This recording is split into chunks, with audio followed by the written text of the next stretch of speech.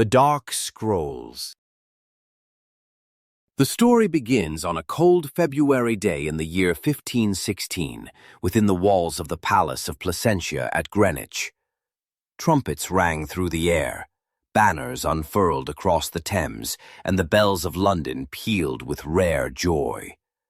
England, long yearning for a male heir to secure the fragile Tudor dynasty, was instead presented with a daughter.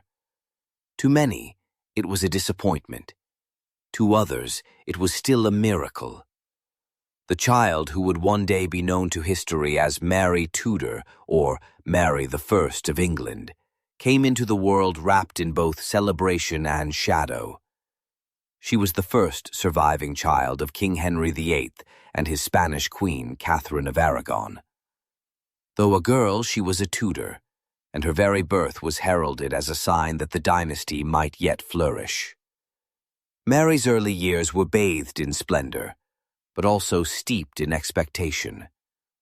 From her Spanish mother, she inherited deep Catholic devotion and a love of ceremony.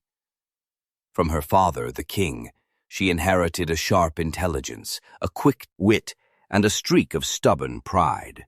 As a child, she was precocious, delighting the court with her ability to play the virginals and lute with skill beyond her years, and to converse fluently, not only in her native English, but also in French and Latin. Later, she would add Spanish, her mother's tongue, to her growing arsenal of languages. Ambassadors who visited her often marveled that this Tudor princess, though only a girl, was more cultivated than many young princes of Europe. For Henry VIII, however, brilliance and charm were not enough. He wanted, above all else, a son. The Tudor throne was young, its roots shallow in the soil of English history. His father, Henry VII, had won it by conquest after the Wars of the Roses, and though peace reigned for the moment, the dynasty's hold on power was precarious. A female heir could never inspire the same confidence as a male. And so, as Mary grew, so too did the unspoken tension between what she represented to her father, a brilliant child, beloved in her own right, and what she did not represent, the security of the Tudor line. Even in her earliest years, Mary was a figure of diplomacy. At the age of 2, marriage negotiations were already underway for her hand. She was promised first to the Dauphin of France, then to Charles V, her powerful cousin, Holy Roman Emperor and ruler of Spain, the Low Countries, and much of the known world. These shifting alliances turned the little princess into a living pawn on Europe's chessboard. She was paraded before ambassadors, her golden hair carefully braided, her gowns of crimson velvet adorned with jewels. Chroniclers noted her poise, her solemn eyes, her delicate features. Beneath the surface, however, Mary was still a child, fond of music, play, and her mother's tender affection. Catherine of Aragon adored her daughter and instilled in her a profound sense of faith and duty. But shadows began to gather over Mary's idyllic childhood. By the late 1520s, Catherine's inability to be Henry, a surviving son, had hardened the king's resolve to secure an annulment of their marriage.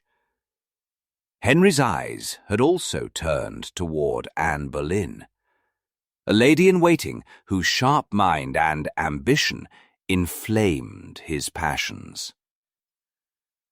For Mary, the shifting winds of her father's desires would alter the course of her life forever. At first, she could not fully grasp what was happening. She was still a teenager, dutiful, obedient, accustomed to her status as the king's only legitimate child. Yet, as the years passed, she began to feel the weight of her father's rejection. When Henry cast aside Catherine, he also cast aside Mary. She was declared illegitimate by the act of succession, stripped of her title as princess, and forced to acknowledge herself as merely the Lady Mary. For a girl raised in the splendor of royal privilege, It was not only a humiliation, but a wound to her very identity. Worse still was the separation from her mother. Catherine of Aragon, proud and devout, refused to submit to the king's new marriage to Anne Boleyn, or to renounce her position as Henry's lawful wife. As punishment, she was exiled to remote castles, forbidden to see her daughter. Mary pleaded again and again to visit Catherine, but her requests were denied. Letters between them had to be smuggled through servants and sympathizers. Each word Mary received from her mother became a treasure, a lifeline of love and faith. Catherine, sensing her own end drawing near, urged Mary to remain steadfast in her Catholic devotion, to trust in God, and to endure with patience. It was a bitter education for the young woman. She learned that the glittering world of kings and queens was built not on love or loyalty, but on power, ambition, and fear. The same father who once lifted her proudly in his arms now treated her as a stubborn obstacle to his new designs. Henry demanded she acknowledge him as supreme head of the Church of England, and by doing so, admit that her mother's marriage had been unlawful. To Monsieur Harry, this was impossible.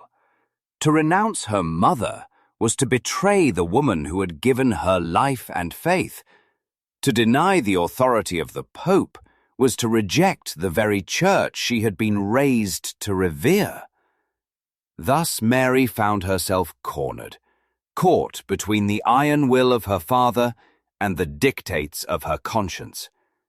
Ambassadors recorded her courage in defying the king. She would not bend, even under threat. She endured illness, isolation, and constant pressure. For a time, she lived in the household of her infant half-sister Elizabeth, Anne Boleyn's daughter, whom she was expected to serve. To the world, it was an image of the king's triumph, the disgraced Lady Mary tending to the child born of the new queen. To Mary herself, it was degradation. Yet through it all, she held to her mother's lessons of dignity, piety, and endurance. It is here that the first threads of the woman she would become are revealed. The scars of these years would shape her reign, hardening her resolve and deepening her devotion. She saw firsthand the peril of instability, the danger of shifting religious tides, and the ruthless nature of power within her own family. She was not yet the queen she would one day be, but already the seeds of Bloody Mary were being sown, not in cruelty, but in the crucible of suffering, humiliation, and faith under siege. In 1533, Anne Boleyn was crowned queen, and Mary's world was turned upside down. She was forbidden to see her mother again. Catherine languished in exile, dying alone in 1536, while her daughter, denied the final embrace, mourned in silence. The girl who had once been England's bright hope now lived in the shadows of court, her very existence a reminder of a past the king wanted erased. Yet she survived. She endured, and in the quiet chambers where she prayed each night, she carried within her the memory of her mother's faith, the pain of her father's betrayal, and the unyielding belief that destiny had not finished with her. The death of Catherine of Aragon in January 1536 marked the first great rupture in Mary's life. For years she had been kept apart from her mother, denied the comfort of her presence, forced to rely on stolen letters and whispers from sympathetic servants. When the news arrived that Catherine was gone, Mary wept in secret. She had begged the king to let her see Catherine one last time, but Henry's cruelty denied her even that. Alone, she clutched the rosary beads her mother had once pressed into her hand, and prayed until her eyes burned. In her grief, She felt not only the loss of a mother, but also the loss of the last figure who had truly protected her. Catherine's death was shrouded in rumor. Some whispered poison, others a wasting illness of the heart. Whatever the truth, the Queen had died steadfast, refusing to call herself anything but Henry's lawful wife and England's true Queen. For Mary, her mother's death became a sacred wound, one that would shape every decision she made. Thereafter, to betray her mother's memory by embracing her father's new church was unthinkable. Catherine had died for her faith. Mary would live for it. Yet her position was perilous. She was no longer recognized as a princess. The act of succession had branded her illegitimate, and she was compelled to serve in the household of her infant half-sister, Elizabeth, Anne Boleyn's daughter. To wait upon the child of the woman who had supplanted her mother was a humiliation Mary endured with clenched teeth. Courtiers noted her pale face, her thin frame, her silence. But within that silence smoldered resentment, grief, and an unyielding devotion to the Catholic faith. Anne Boleyn's fall in May 1536 changed the balance again. The Queen who had displaced Catherine was herself swept away, condemned to die on the scaffold. Mary was no friend to Anne, but her execution was a brutal reminder of how fragile life was at Henry's court. Queens could rise and fall within months. Daughters could be exalted mid one day and disgraced the next. The tower loomed over all, its cold walls a warning that no one, not even the king's wives, was safe from his wrath. Still, Mary remained trapped in limbo. Though Elizabeth's legitimacy was also questioned, Mary did not regain her former status. Henry demanded her submission. She must sign a declaration recognizing him as supreme head of the Church of England and acknowledging her own illegitimacy. To Mary, this was sacrilege. It meant branding her beloved mother a liar and her own birth a stain. She resisted fiercely. Ambassadors described her as stubborn, steadfast, unwilling to bend. Charles V, her cousin and the most powerful monarch in Europe, sent envoys urging her to hold firm. Yet the danger was immense. Henry's temper was legendary, and his willingness to send even close kin to the block was well known. Advisors warned Mary that her life hung by a thread. The pressure mounted. She was interrogated, isolated, denied access to her friends. At one point, her health collapsed under the strain. She was so ill that many believed she would die. Still, she would not yield. Her defiance infuriated Henry, who threatened to prosecute her for treason. Finally, under unbearable coercion and fearing the worst, Mary broke. With a trembling hand, she signed the submission. She recognized her father as head of the church, and admitted, at least on parchment, that her parents' marriage had been unlawful. It was an act that haunted her conscience. She confessed to friends that she had sinned by betraying her beliefs, and she begged God for forgiveness. To the world, however, the act restored her to a measure of favor. Henry allowed her back at court. She was still not fully secure, but she was once more treated as his daughter, not an enemy. In public, she played the role expected of her, obedient, courteous, demure. In private, she clung ever more tightly to her Catholic faith, attending secret masses when she could, whispering prayers in Latin, keeping alive the rituals her father had outlawed. Henry's court continued to revolve like a wheel of fortune. Jane Seymour, his third wife, succeeded where Catherine and Anne had failed. She gave him a son, Edward. Bells rang out, bonfires blazed, and the kingdom rejoiced. Mary was now firmly displaced from the succession, yet she showed genuine affection for her little brother. She held him in her arms, sang to him in Spanish, and treated him with warmth. Perhaps she saw in Edward the innocence of a child, untouched by politics. Perhaps she hoped that kindness to him would one day be repaid with loyalty. Jane Seymour died soon after Edward's birth, and Henry married again and again. Anne of Cleves, Catherine Howard, and finally Catherine Parr. Each queen brought new factions and new dangers. For Mary, the kindest was Catherine Parr.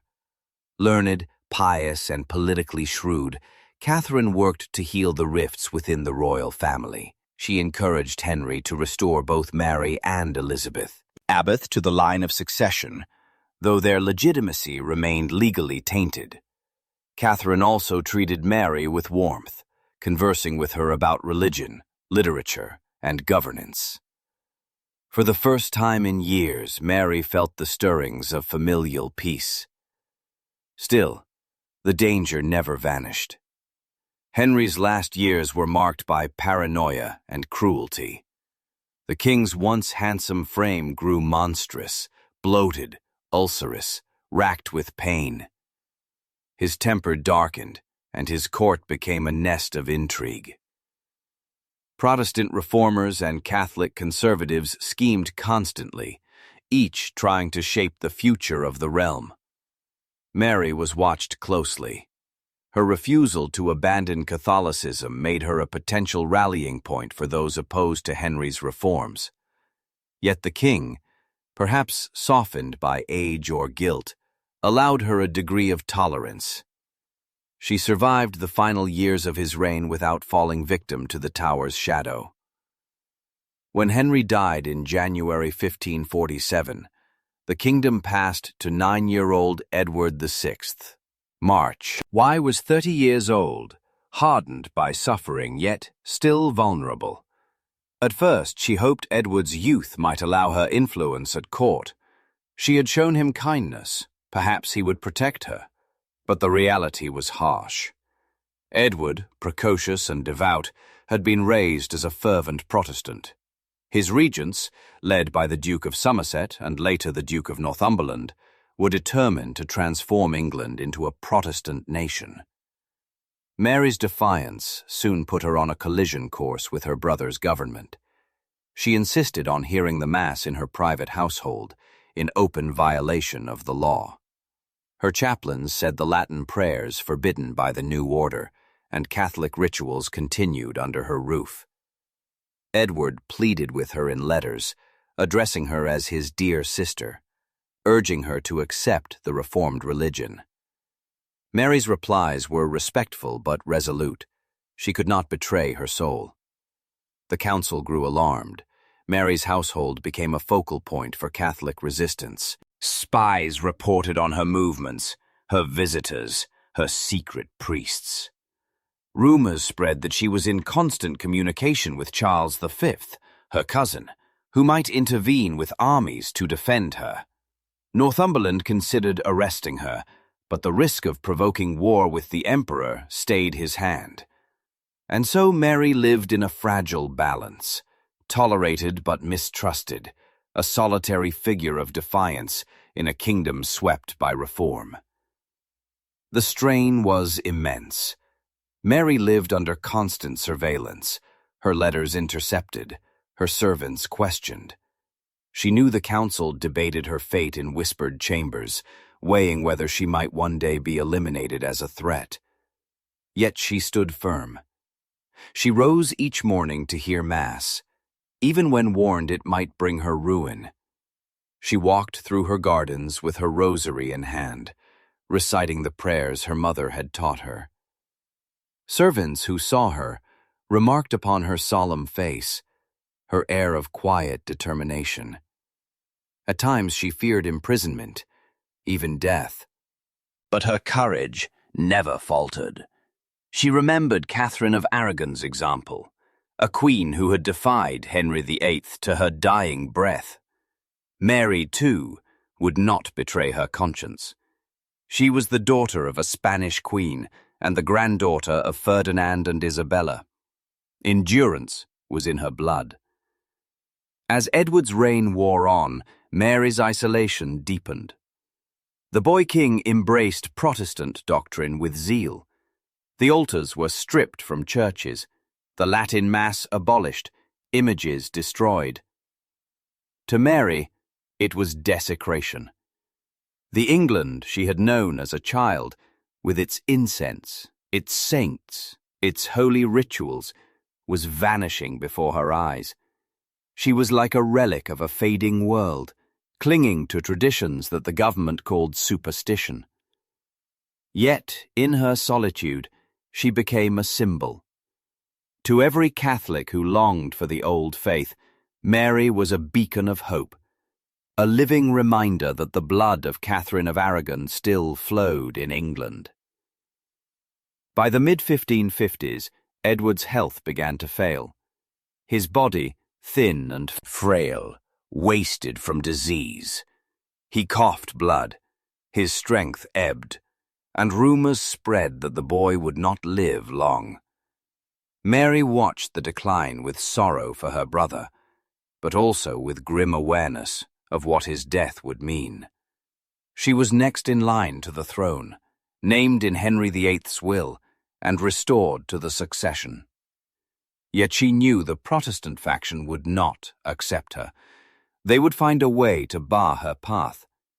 The crown, which had been her birthright and then stolen from her, seemed now almost within reach. But to claim it, she would have to survive the most dangerous contest of her life. The year 1553 dawned with a hush of foreboding over England. The boy king, Edward VI, not yet 16, lay shrouded in illness. His once bright face was pale and gaunt, his breath shallow, his body wasting from a sickness that no physician could cure. The bells that had once pealed for his coronation now tolled faintly in the distance, as though preparing for a funeral. Mary, his elder sister, received the news in fragments. Courtiers whispered of his decline. Messengers rode with hurried letters. She had seen her brother in better days, a child clutching her hand with trust, a boy begging her to accept his new faith. Now, as his strength ebbed, Mary knew the question of succession would not wait. By law, by the will of their father, Henry VIII, she was next in line. But law and will were fragile shields in a kingdom torn by religion and ambition. Edward's council, led by the formidable Duke of Northumberland, dreaded the prospect of Mary as queen. Her devotion to Catholicism was unwavering. If she ascended the throne, the Protestant reforms of the past decade would collapse. Northumberland and his allies would not only lose power, they might face ruin.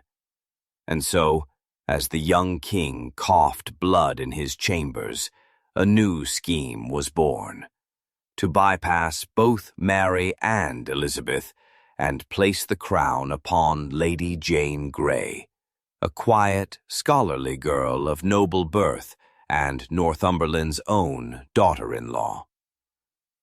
Mary was no fool. She had spies of her own, informants who carried whispers from London to her country estates. She learned of the council's unease, of their plotting to exclude her. Danger thickened around her like fog. If she hesitated, she could be seized, imprisoned, even executed before Edward's death was publicly known. If she acted too soon, she risked treason. Every step had to be measured, every ally secured. Her household became a secret court of strategy. Loyal servants urged her to flee to the continent, to seek safety in the embrace of her cousin, Emperor Charles V. But March, he would not abandon England. This was her land, her birthright, and she meant to claim it. Instead, she sent riders quietly north, gathering support from Catholic nobles, mustering loyalty from towns that still clung to the old faith. She wrote letters that carried both solemn promise and hidden fire. She was the true heir, the daughter of Henry VIII, the rightful queen. Those who stood with her would be remembered in glory. Those who opposed her would be judged by God and history alike. Meanwhile, in London, Edward's condition deteriorated rapidly. His final weeks were marked by prayers, sermons, and the fevered drafting of his device for the succession. With Northumberland's hand guiding his pen, Edward named Lady Jane Grey as his heir. The council swore to uphold this will, even though it defied his father's law and Parliament's authority. To them, better a pliant Protestant girl than a determined Catholic woman. Edward died on the 6th of July, 1553. The news was cloaked in secret recai. For 3 days the council kept his death hidden, using the silence to prepare their move. On the 10th of July, Lady Jane Grey was proclaimed queen. She was 17, pale and astonished, dragged unwillingly onto the stage of history. Crowds gathered in the streets, but the cheers were faint, uncertain. The people had not forgotten Henry VIII's will, nor Catherine of Aragon's daughter. Many whispered Mary's name, wondering when and where she would appear. Mary acted with decisive speed. On hearing of Edward's death, she rode to Framlingham Castle in Suffolk, a stronghold where she could rally her supporters. She sent out proclamations, declaring herself the rightful queen, invoking the memory of her father and the legitimacy restored to her by statute. Across the countryside, men and women flocked to her banner. Nobles brought retainers, towns sent soldiers, villagers offered prayers. Within days she commanded an army of thousands. Northumberland, caught off guard, tried to march against her. But his troops wavered, their loyalty uncertain. Many refused to fight against the daughter of Henry VIII, the woman they saw as their lawful queen. The tide turned swiftly. One by one, members of the council deserted Jane and declared for Mary. On the 19th of July, London itself erupted in acclamation. Bells rang, crowds cheered, and Mary was proclaimed Queen of England. Lady Jane Grey's brief reign, 9 days in length, was over. Mary's triumph was nothing short of astonishing. Against the might of the council, against the entrenched power of Protestant reformers, she had risen in a blaze of legitimacy and popular support. To her, it was not merely a political victory, but a vindication of her faith and her mother's honor. She had endured humiliation, illegitimacy, isolation, and years of danger. Now, at 37, she stood as England's first Queen Regnant, ruler in her own right, not through marriage or regency, but by the will of God and blood of the Tudor. Her entry into London was a spectacle of triumph. Dressed in rich robes, she rode through cheering crowds, her face solemn but radiant with victory. People wept as they hailed her, throwing flowers at her horse's feet. For many, especially Catholics, it was as though the kingdom itself had been delivered from heresy. The bells of St. Paul's rang until their towers shook. Chroniclers wrote that the city had not seen such joy in years. Yet, beneath the pageantry, lay shadows of vengeance and uncertainty. Lady Jane Grey, the 9 days' queen, was imprisoned in the Tower with her husband, Guildford Dudley. Northumberland was arrested and swiftly executed, his head falling to the axe. Jane's fate hung in the balance. Mary, though triumphant, hesitated. Jane was a pawn, a girl used by ambitious men. At first, Mary leaned toward mercy, keeping her under guard but alive. But in the turbulent politics of Tudor England, mercy was a fragile luxury. For Mary, the victory was also a burden. He knew the kingdom was divided, the scars of religious conflict fresh and raw. Protestants feared her, whispering that she would drag England back to the Pope, to burnings and persecution. Catholics rejoiced, pressing her to restore the old religion at once. Mary herself felt no doubt. She believed her rise was proof of divine favor. God had delivered the crown to her, and in return, she must deliver England back to the Catholic Church.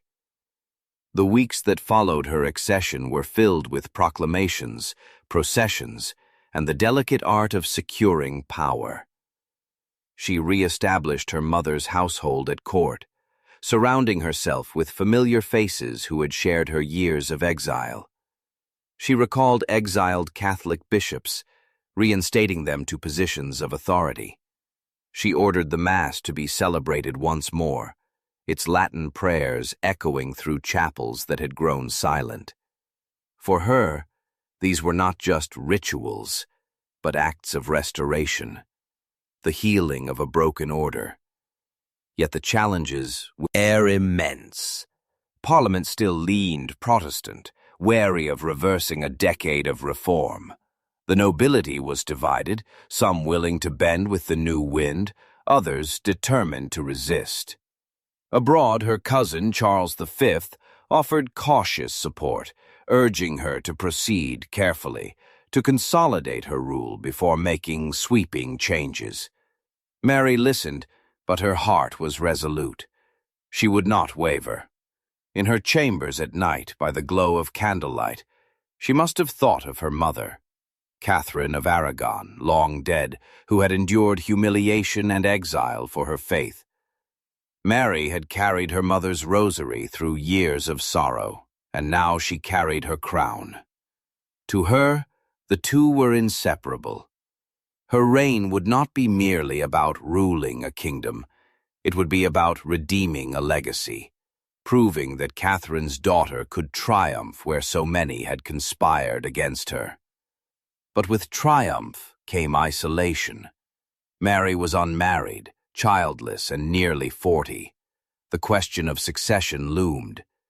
If she died without an heir, the throne would pass to Elizabeth, her half-sister, the daughter of Anne Boleyn, and a Protestant.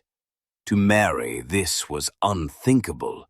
She would need to marry, to produce a Catholic heir, to secure the faith in England's future.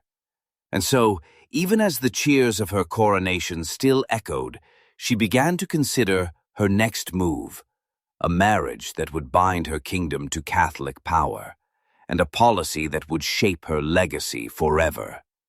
The kingdom waited, uncertain, watching as the first Queen Regnant of England took her place upon the throne. For the people in the streets, her victory was a tale of divine justice. For the courtiers in their chambers, it was the beginning of a new struggle, one that would decide whether England's soul belonged to Rome or to reform. For Mary herself, it was the fulfillment of destiny, a destiny that carried both the glow of triumph and the shadow of blood. The cheers that greeted Mary's coronation still echoed in the autumn air when the first murmurs of doubt began to rise. She was England's lawful queen, triumphant over the ambitions of Northumberland and the fleeting reign of Jane Grey, but her task had only begun. To rule was one thing, to secure her rule and to shape the kingdom's future was another entirely. Mary knew what she wanted. To her, the path was clear. England must be restored to the Catholic faith, reunited with Rome, cleansed of the heresies that had spread since her father's break with the Pope. Her victory, she believed, was a sign of divine favor, God had preserved her through years of exile, humiliation, and danger, so that she might bring his church back to her land. Yet she was also a pragmatic woman, aware that devotion alone would not protect her throne. She was 37 years old, unmarried and childless. The question of succession loomed over her like a shadow. Without an heir, the crown would fall to her. Half-sister Elizabeth, a Protestant, the daughter of Anne Boleyn, and a symbol of the very heresy Mary despised. Thus, as the bells of her coronation faded, Mary turned her thoughts to marriage. A husband could provide her with both protection and the prospect of a Catholic heir. Suitors were proposed, some among the English nobility, others from the great courts of Europe. To many, the logical choice was Edward Courtenay, an English noble with Plantagenet blood. His marriage to Mary would unite royal legitimacy with domestic approval. But Mary looked beyond England's shores. Her eyes settled on her powerful cousin Philip, son of Charles V and heir to the vast Spanish Empire. A marriage with Philip would bind England to the mightiest Catholic power in Europe. The proposal stirred excitement in some and dread in others. To Catholic loyalists, it promised a secure future, an heir raised in the true faith. To Protestants and many nobles, it was a nightmare. They feared England would become mere satellite of Spain, its independence swallowed by Habsburg power. In the taverns of London and the halls of Parliament, voices muttered of foreign domination. Yet Mary was resolute. She believed the match was ordained, a safeguard for both her throne and her faith. In 1554, Philip arrived in England, and their marriage was celebrated at Winchester Cathedral. Mary, radiant in jewels and crimson velvet, walked to the altar with solemn dignity. Philip, handsome and aloof, stood as both groom and symbol of alliance. The vows were spoken, the union sealed. But from the beginning, it was a marriage shadowed by distance. Philip was courteous, even respectful, but he did not love his bride. He was 10 years younger, bred in the grandeur of Spain, and saw England as a stepping stone in his dynastic ambitions. To Mary, however, he was hope embodied, the chance for a child, a future, a legacy. At first, joy seemed within her grasp. Mary missed her courses, her belly swelled, and the court whispered of pregnancy. Prayers of thanksgiving were offered, bells rang, and gifts were prepared for the royal child. Mary herself glowed with anticipation, certain that God had blessed her womb. Yet, as months passed, doubts grew. Physicians whispered of phantom symptoms. Courtiers exchanged anxious looks. The swelling subsided. There was no child. It was a false pregnancy, a cruel trick of her body. For Mary, the disappointment was devastating. She had pinned her hopes, her kingdom's hopes, upon the promise of an heir. Yet she did not give up. Again in 1557, she believed herself with child. Again the court prepared, and again the hope proved false. The emptiness of her womb became a mirror of her loneliness. Philip, frustrated by the lack of an heir and absorbed by his duties in Spain, spent little time in England. He left her for long stretches, writing letters more out of duty than affection. Mary, deeply in love with him, clung to every word, every promise of return. But she knew in her heart that her love was not returned in kind. Even as her personal hopes withered, Mary pressed forward with her religious mission. Within months of her accession, she had repealed the Protestant laws of Edward VI, restored papal authority, and welcomed back Catholic bishops long in exile. Altars were rebuilt, Latin Mass resounded through churches, and the realm seemed to turn back the clock to the days before her father's break with Rome. For Mary, it was the fulfillment of destiny, the healing of a wound that had festered since her mother's humiliation. But restoration did not come without blood. Mary and her advisers believed heresy must be stamped out, not merely opposed but eradicated. Parliament passed laws making heresy punishable by death. Soon the fires were lit. Protestants who refused to recant, priests, scholars, common men, and women were burned at the stake. Their cries echoed in town squares, their ashes scattered on the wind. The most famous were bishops like Latimer and Nicholas Ridley, and later Thomas Cranmer, the former Archbishop of Canterbury who had annulled her mother's marriage decades before. Mary saw these executions as justice, as defense of the true faith. To her enemies, it was cruelty, fanaticism, a reign of terror. The nickname that would cling to her forever, Bloody Mary, was born in those flames. The burnings horrified even some of her supporters. Crowds gathered to watch, but sympathy often lay with the victims, who faced death with prayers and hymns. Instead of reconverting the kingdom by fear, Mary's policy deepened division, hardening Protestant resolve. In hidden chambers and exile communities abroad, Protestant voices began to write of martyrdom, casting those who burned as saints of a new faith. Mary believed she was saving souls. History would remember it differently. Her marriage brought England deeper into continental entanglements. In 1557, Philip persuaded Mary to join Spain in war against France. English TV troops marched, and for a brief moment, triumph returned. The English and Spanish forces captured Saint-Quentin, and victory was celebrated. But soon disaster struck. In 1558, England lost Calais, its last possession on the continent, held since the days of Edward III.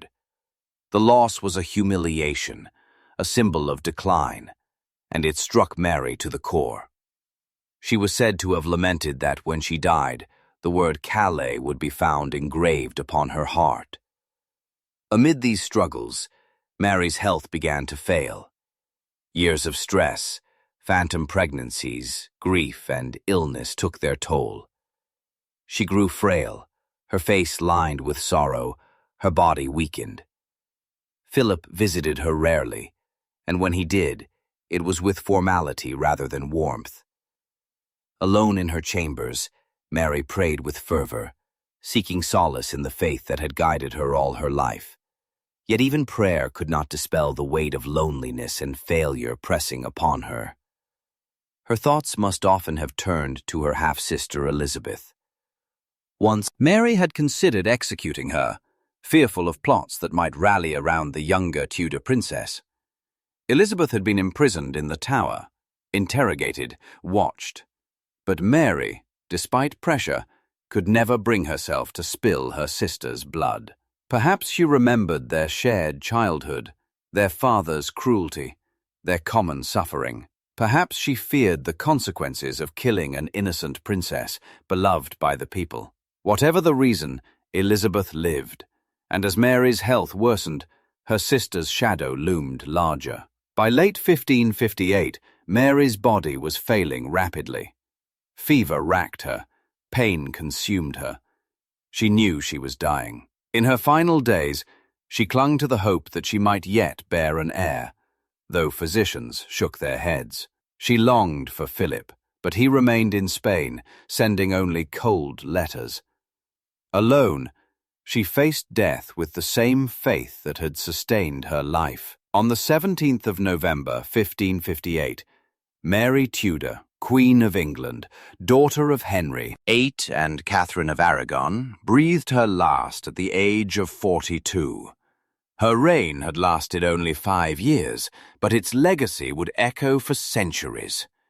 To her supporters, she had been a queen of courage, who restored the old faith against impossible odds. To her enemies, she was Bloody Mary, the tyrant whose fires stained England's soil with blood. Yet beyond those labels was a woman scarred by childhood humiliation, driven by devotion, desperate for love, and determined to honor her mother's memory. When the crown passed to Elizabeth, the Protestant half-sister she had both feared and spared, England's course turned sharply once again. Under Elizabeth, Protestantism became firmly entrenched, and Mary's Catholic restoration unraveled. The two sisters, daughters of the same king but of rival queens, became symbols of two faiths, two futures, two visions of what England might be. And yet, history could not erase Mary entirely. She was England's first reigning queen, a woman who seized power against great odds, who dared to rule in her own right in a world that scorned female sovereignty. She had loved fiercely, prayed fervently, and suffered deeply. Her crown had been won in triumph, but worn in sorrow. Her life, like her reign, was a tapestry of glory and grief, faith and fire, love and loss. The autumn of 1558 descended upon England with an air of unease. The harvest was poor, the skies heavy with rain, and disease stalked the streets of London. In Whitehall Palace, behind guarded doors, the Queen lay dying. Mary Tudor, once triumphant in her reclamation of the throne, now struggled with fever, pain, and despair. Her body, weakened by years of disappointment, by phantom pregnancies, by the strain of rule and the loneliness of her marriage, could endure no more. Those who attended her whispered of her frailty. She could scarcely rise from her bed. Her once bright hair had thinned and dulled. Her face was drawn and pale. The courtiers who clustered around her chambers watched with a mixture of pity and calculation. They knew her reign was ending. Their eyes were already turning to her half-sister Elizabeth, the young, clever princess who had survived imprisonment and suspicion, and who now waited in the shadows for the crown that would soon be hers. Mary, however, did not see. Surrender easily to death. She prayed fervently, clinging to the hope that God might yet grant her a miracle. At times, she believed she was once more with child, that her body carried the heir who would save England for the Catholic faith. But physicians shook their heads, and courtiers exchanged grim glances. It was not life within her, but the sickness of a failing body. Her thoughts turned again and again to Philip, the husband she loved with a devotion that was never fully returned. She longed for him at her bedside, for his hand upon hers, for his voice to comfort her. But Philip was in Spain, preoccupied with his empire, and though he sent letters, they were cool, formal, full of politics rather than affection. In her final days, Mary knew the truth that had long haunted her marriage. She loved a man who had never truly loved her in return. Yet even as her body failed, her faith remained unbroken. Priests recited the Latin prayers she cherished, their chants filling the darkened chamber with echoes of eternity. She clutched her rosary, the same beads once held by Catherine of Aragon, and whispered prayers for her mother's soul, for her father's sins, for her own redemption. She believed she had been chosen by God to restore the true faith to England, And though her reign was brief, she had done all she could. But sorrow weighed heavily upon her heart. She had no heir. She had failed to produce the child who might have secured the Catholic future of the realm. She had lost Calais, England's last foothold in France, a humiliation that she carried like a wound. And she had become, in the eyes of many of her subjects, a figure of fear rather than love, remembered for the flames of Smithfield and the cries of those who perished in heresy trials. As the fever consumed her, she is said to have murmured words that revealed her deepest regrets. "When I am dead and opened," she whispered, "you shall find Calais lying in my heart." Some claim she also spoke of Philip, longing for his presence. Whether these words were truly hers or the invention of chroniclers, they captured the essence of her final days. Love unreturned, territory lost, hopes unfulfilled. On the 17th of November, 1558, Mary Tudor breathed her last. She was 42 years old. Her body was laid to rest in Westminster Abbey, in a tomb she would one day share with Elizabeth, the sister who inherited her crown. The irony was sharp. Two women so different in faith and vision, united at last in death beneath the same stone. Upon their tomb is carved a Latin inscription: "Partners both in throne and grave, here rest we two sisters, Elizabeth and Mary, in hope of one resurrection." Her death marked not only the end of a reign, but a turning point in England's history. With her passing, the Catholic Restoration crumbled.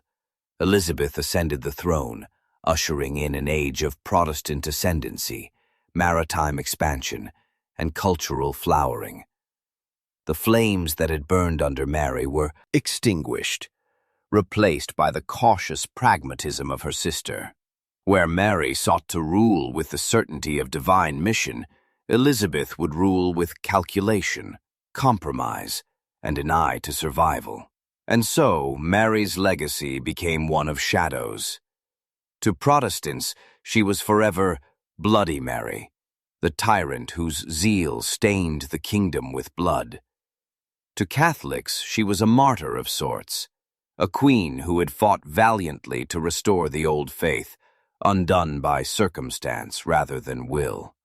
To historians, she remains a paradox, a woman of courage and conviction, yet also of cruelty and misjudgment, a queen who seized the crown with astonishing resolve, yet failed to secure the future she longed for. Her reign, though brief, had lasting consequences. The burnings of Protestants created a cult of martyrdom that fueled English Protestant identity for generations. The loss of Calais marked the end of England's medieval ambitions on the continent, turning its gaze instead to the seas and the New World. Her marriage to Philip tied England, however briefly, to the vast Habsburg Empire, entangling it in continental wars that shaped its foreign policy for decades. And her failure to produce an heir ensured that Elizabeth's reign would follow with all its brilliance and contradictions. Yet perhaps the most poignant aspect of Mary's legacy lies not in politics, but in her humanity. She was a woman born into expectation, raised as a princess, stripped of legitimacy, humiliated and isolated. She endured her father's rejection, her mother's death, her stepmother's scorn, her brother's pressure, her husband's neglect. And through it all, she clung to her faith, to her sense of duty, to the belief that God had chosen her for a purpose. Her errors were real, her cruelty undeniable, but so too was her courage. In the candlelit silence of Westminster Abbey, where her tomb lies beside Elizabeth's, one can imagine the uneasy dialogue of the two sisters echoing through eternity. Mary, the devout Catholic, stern and uncompromising. Elizabeth, the Protestant pragmatist, witty and cautious. Two daughters of Henry VIII, heirs to the same troubled dynasty, embodying two visions of England. One ruled with fire, the other with calculation. One was hated, the other adored. Yet both shaped the kingdom, each in her own way. Mary's story is not easily reduced to caricature. She was not simply the Bloody Mary of Protestant propaganda, nor merely the tragic daughter of Catherine of Aragon. She was a queen who fought for her vision of truth in a world that denied her choices. She was a woman who longed for love and children, but found only disappointment. She was a ruler who believed she could turn back the tide of history, only to discover that history flows forward, relentless and unforgiving. Her reign lasted 5 years, her life 42. But her shadow lingered long after her death. In the burning of martyrs, she gave her enemies their heroes. In her failure to produce an HE, she gave her sister a throne. In her fierce devotion to Catholicism, she gave England a memory that would haunt its conscience. And in her courage to claim the crown against overwhelming odds, she gave women a precedent. That a queen could rule in her own right, not as consort or regent, but as sovereign. When we look back upon Mary Tudor, we see not only the queen who burned heretics, but the child who was stripped of her birthright, the woman who clung to her mother's memory, the wife who longed for love, the ruler who tried to reshape a nation. Her story is one of triumph and tragedy, faith and failure, hope and despair. It is the story of England's first Queen Regnant, whose reign ended in sorrow, but whose life remains etched into the history of a kingdom forever torn between faith and power. And so, as the bells of November tolled in London that year, as Elizabeth stepped forward to claim the crown, the chapter of Mary's reign closed. The fires she had lit smoldered into memory. The policies she had fought for unraveled, the dreams she had cherished vanished with her last breath. But the mark she left, both dark and luminous, could never be erased. For in the long tapestry of the Tudor dynasty, Mary's thread is woven deep, crimson with blood, gold with faith, shadowed with grief, and enduring with the sorrowful dignity of a queen who ruled, however briefly, against the storm.